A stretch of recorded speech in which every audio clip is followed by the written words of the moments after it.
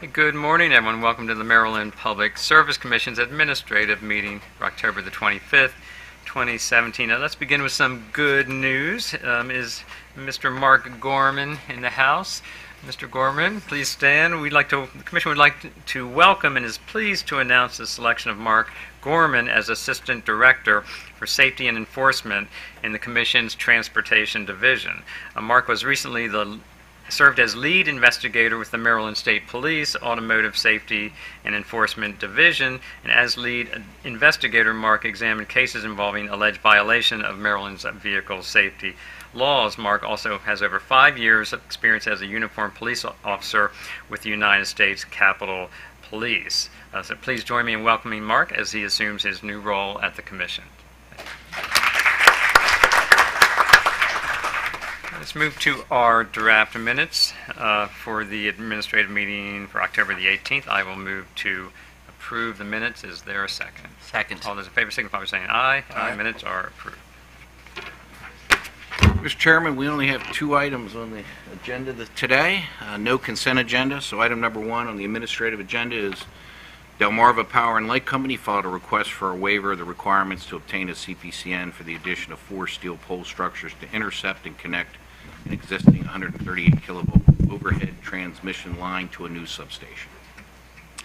Good morning, Commissioners. Chairman Michael Dean on behalf of staff. Item 1 is a request filed by the Delmarva Power and Light Company for a waiver of the requirement to obtain a certificate of public convenience and necessity prior to commencing construction on a 138 kilovolt overhead transmission line.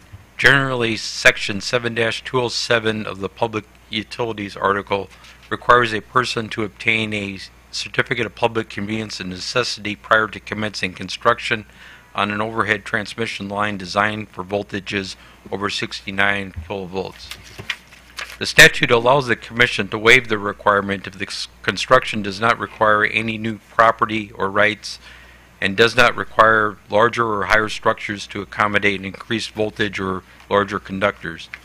The planned work involves the installation of 4 new transmission structures to allow the installation of the new Carville substation off an existing 138 kilovolt transmission line in Queen Anne's County on property owned or controlled by the electric company, and will not require higher or larger structures to accommodate increased voltage or larger conductors.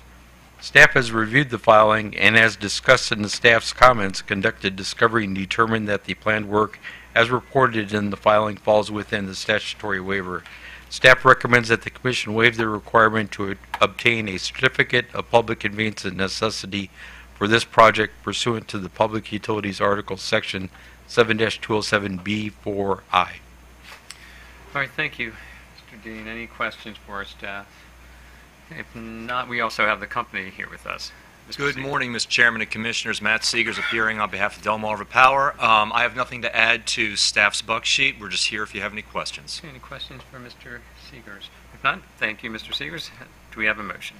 Yes, Mr. Chairman, I move we grant the company's request for a waiver of the requirements to obtain a CPCN for this project pursuant to Public Utilities Article 7-207B4i. Is there a second? Second. All those in favor signify by saying aye. Aye. Motion carries. Thank you.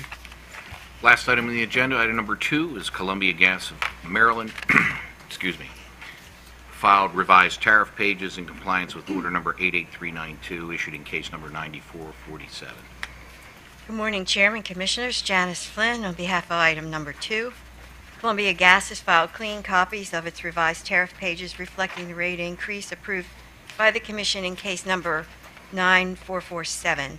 These rates implement a $2.4 million increase, which the parties agreed to through stipulation and settlement approved by the Public Utility Law Judge in a proposed order on August the 17th. The proposed order became a final order on September the 19th. Appendix A to that order contains a legislative copy of the approved rates. Staff has confirmed that these rates comply with the order and recommends that the Commission accept the tariff for filing with an effective date of October 27, 2017. Thank you. Any questions for staff? If not, do we have a motion? Mr. Chairman, I move the commission accept the tariff revisions for filing with an effective date of October 27, 2017. Is there a second? Second. All those in favor signify by saying aye. Aye. Motion carries. Okay, thanks everyone. We'll see some of you back here at 1 o'clock. For now, we are adjourned.